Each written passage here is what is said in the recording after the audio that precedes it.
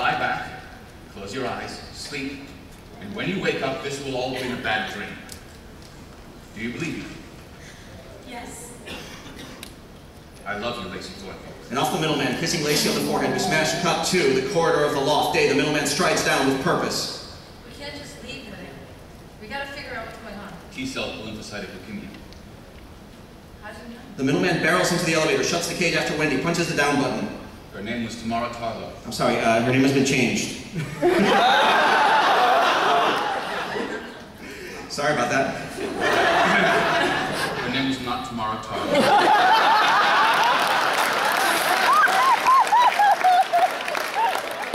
Her name was Ravina Rao.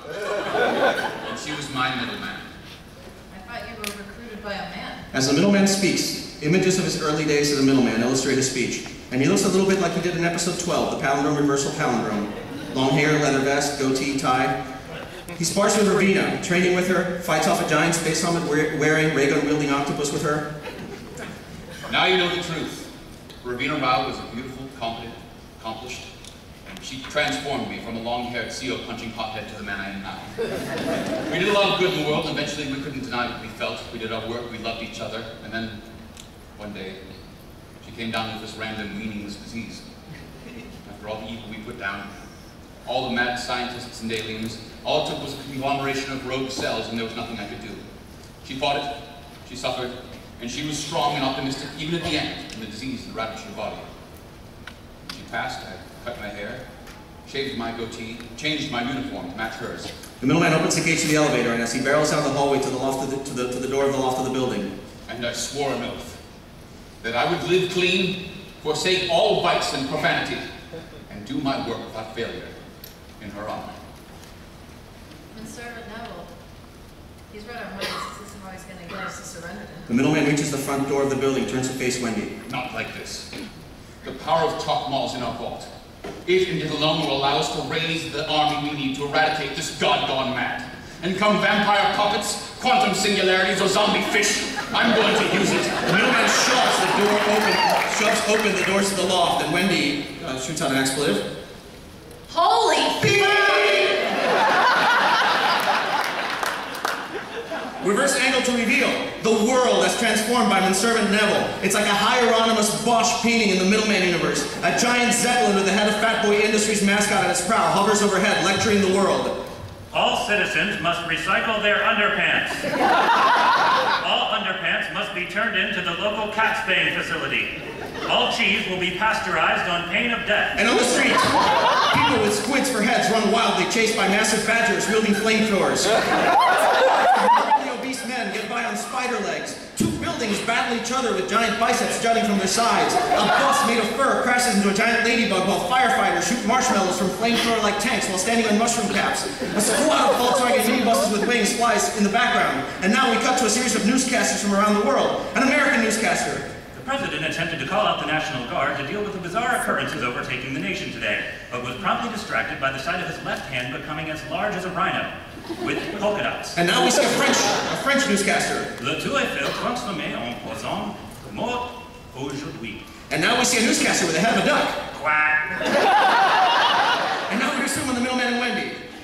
Man, some mother played way too much Super Mario when they were kids. And now you hear an amplified stormtrooper voice. Middleman, Wendy Watson, you are to be persecuted at every turn. And in reverse, we reveal Fat Boy stormtroopers in body armor with large plastic heads that look like the Fat Boy Industries mascot, carrying massive weapons and riding kangaroos with armadillo-like plates and spikes.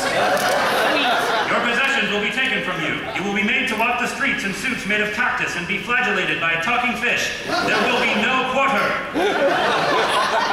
I found our ride. Let's go. And we smash cut to Lacey's Vespa. Moments later, the middleman steers down the street going crazy while Wendy holds onto his waist with one arm and throws grenades at the pursuing stormtroopers with another. Keep them at bay. We're almost there, and I have reinforcements waiting. What kind of reinforcements? Old, crazy, and pissed. The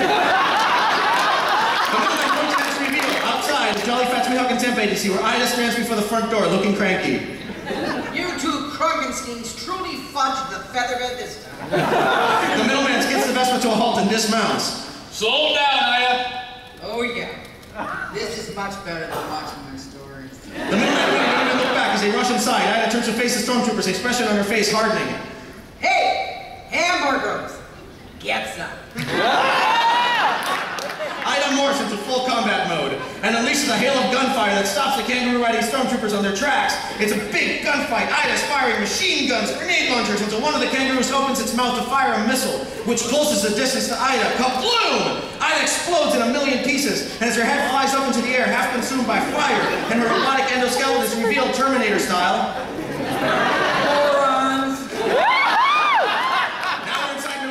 The corridor, Wendy and the Middleman tear ass inside.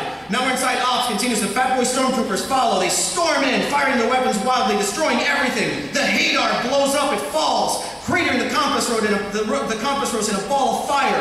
Now we're inside the corridor of the headquarters. The Middleman and Wendy keep running. They're in the compound! Stay on target, stay on target. But one of the Stormtroopers reaches in from the side hallway and grabs Wendy. The Middleman turns to see Wendy punching out the Stormtroopers who arrive to grab her. Seize her. She is to be taken to Manservant Neville. Go without me. Save the world. Go! The Middleman doesn't want to, but he knows he has to. He keeps running as more Stormtroopers enter the corridor, giving chase. The Middleman reaches the deepest, darkest vault in headquarters, continuous. He punches in a code. The Stormtroopers arrive at the entrance. The Middleman turns to confront them, holding forth an idol in the shape of a Black Panther. Behold the power of Chakmal! O great deity of last resort, I call upon you. Bring forth my army that may cleanse this world like a holy thundering storm of divine retribution. But the Middleman just vanishes in a puff of light and smoke. The Stormtroopers are left there, staring at each other. And we smash cut to black. And then we hear a sound. Ding! And then the parting doors of an elevator into interior, the underworld. Time has no meaning or relevance. The Middleman steps out from the arriving elevator to find himself in the building lobby seen in episode 1003, The Accidental Conception. The Middleman looks ahead to see the reception desk, still manned by the persnickety clerk, also seen in that episode. Chiron, the underworld. Time has no meaning or relevance. Am I dead? Let's see. Walking, talking, don't look dead to me. But I'm not carrying the scythe of Mordru. Chiron, the scythe of Mordru is required for mortals traveling the underworld. Yes, well, we've done away with that ungainly thing. Here's version 2.0. The desk clerk hands over a badge. It reads, Underworld Visitor. Time has no meaning or relevance.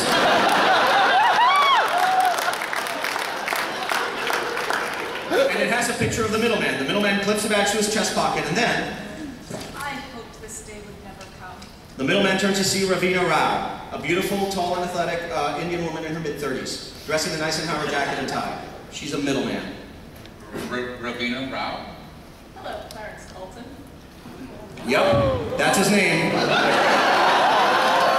Clarence Colton. Drink it in.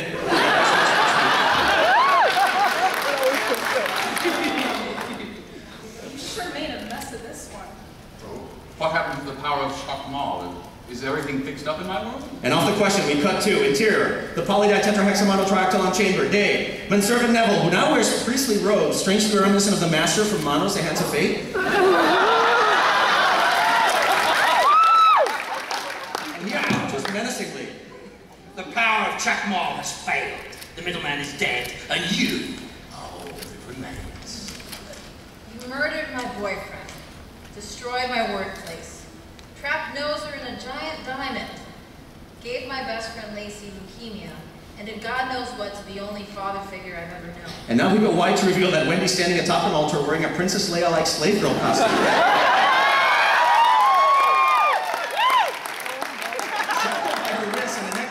Sacrificial pole. And the worst you could think to do to me was put me in a slave girl costume. This is merely the beginning. Whatever, Pinhead. You want to make me the star in your little homemade hentai fan vid, so